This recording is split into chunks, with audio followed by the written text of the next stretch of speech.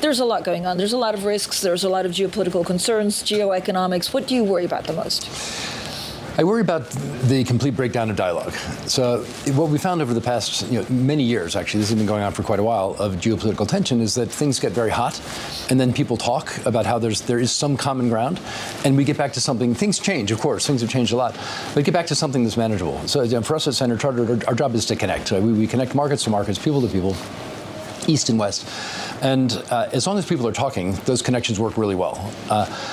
And so my fear is that the dialogue breaks down. Why? Why are people not talking? Because they're too far apart? I think people are talking, and I think it's fantastic that we've got 6 of the 7 G7 heads of state sitting here in Davos. They didn't come here because they enjoy the cold weather. They came here because they want to talk and share some views. So I'm hopeful that we can work through this.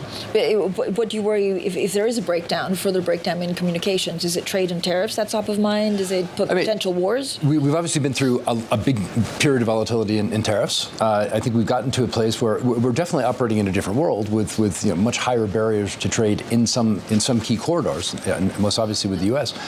But the global economy is continuing to perk along just fine. China, which was the most affected by tariffs, printed a 5% GDP number last year. Of course they've got problems. Of course there are challenges. This enormous trade surplus is one of the imbalances, together with the fiscal deficit in most of the world. These are real imbalances that are structural. So I worry about these, but these seem to be a little bit more medium, long-term things than tomorrow. Yeah, but Bill, so what do you worry about tomorrow? And again, China was the only country last year that actually retaliated. What happens if more countries retaliate this year, if things get a little bit crazier? Well, I don't know about, when we get into the tit for tat, it's always hard to know which came first. But at the end of the day, when people have stood up to each other and said, this is what's important to me, they've tended to find an accommodation that makes sense. Yeah. I hope we can find the same accommodation on the issues of the day. But yeah, I mean, another ratchet up in tariffs would certainly rattle markets as they did a year ago. I think there would still be a hope that the dialogue could unravel that. I think the security issues around the world are not. The market seems to be a bit immune to what happens on the security front in any of the theaters of conflict, but only to a point. And if it feels like it's changing the world in a structural way, or inviting aggression, for example, in any of the different spheres of conflict, I think that could be rattling for the markets. Are clients asking you to move away from U.S. assets? No, but like, we're a U.S. dollar denominated bank. Our main businesses are moving goods and money between markets. We're not a big asset accumulator. So no, we're not, and certainly nobody is saying you should be underweight the U.S. But do you see a move away longer term from U.S. assets? I think there's been a diversification of asset portfolios for some time. So the euro was created in part to have an alternative to the U.S. dollar as a reserve currency. But the euro's had its own problems, as we know. But the percentage of reserves held in U.S. dollars has been going down. U.S. dollar still dominates. The proportion of trade that's denominated in U.S. dollars is going down significantly. China has an interest in having payment flows happening in currencies other than the U.S. dollar, for the obvious reason of the weaponization of the dollar.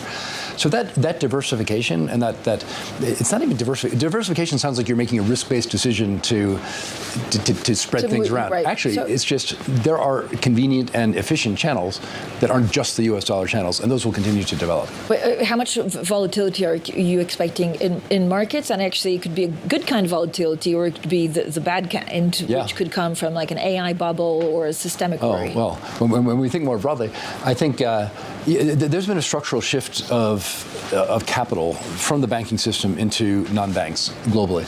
And that's following on the capital rules following the great financial crisis, which leave the cost of capital for banks relatively high for some assets, not all assets. And that migration is happening. So the good news is, and these private credit buyers, whether they're mutual funds or big asset managers or dedicated private credit funds, they're not very leveraged, much less leveraged than banks. So if we do have this appearance of credit losses, if the credit cycle manifests itself, which it will. Right?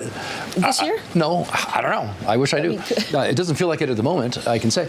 But the credit cycle's not dead, so of course it's going to come back. And credit cycles are fine. They get ugly when that translates into a property bubble, right, as has happened in China, happened in the U.S. That doesn't feel like it's going to happen outside of China, who's cleaning their problem up. And it's really bad. They get really bad when they infect the financial system.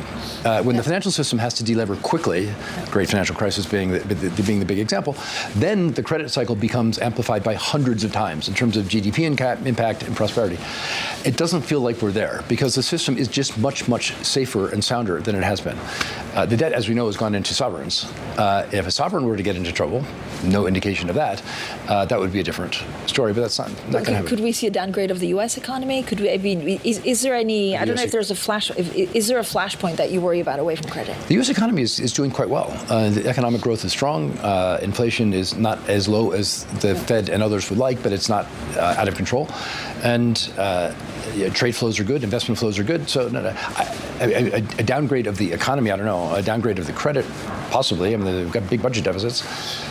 No, so I right now, the world feels pretty good. I think we'd have to do something pretty overt in terms of letting one of these conflicts blow up to disrupt what is otherwise a good business environment. Bill, your bank is probably a little bit more advanced when it comes to crypto and digital assets than others. Like, what's next?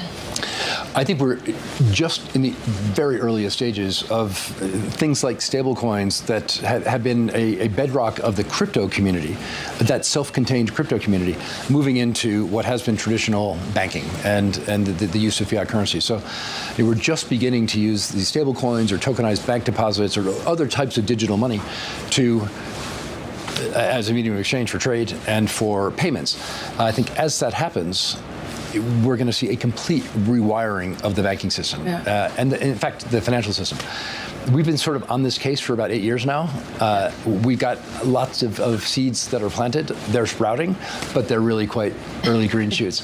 But it's going to happen. It's going to happen. Bill, I think less than 2 years ago, you called your share price a word that I cannot say because we're Ofcom regulated. But it wasn't a good word. It wasn't a good word. It wasn't that bad. But now you're all at record highs.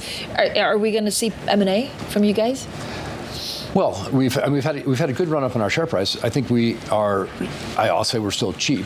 I wouldn't go as far as to say we're some expletive, but there are a few areas that are critically important to us. We're a cross-border bank, which means that we're serving our clients who have cross-border needs with their risk management, with their payments, with their funding flows, with their investments, et cetera, associated financing.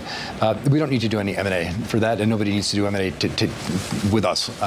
The second key area of focus for us is our affluent client franchise, so wealth management products. Super fast growth. We're the fastest growing wealth manager in Asia, Middle East, and Africa, third largest overall. Very attractive business, and we would love to build out that portfolio. So if there's something that we could buy or partner with one way or the other, we'd love to do that.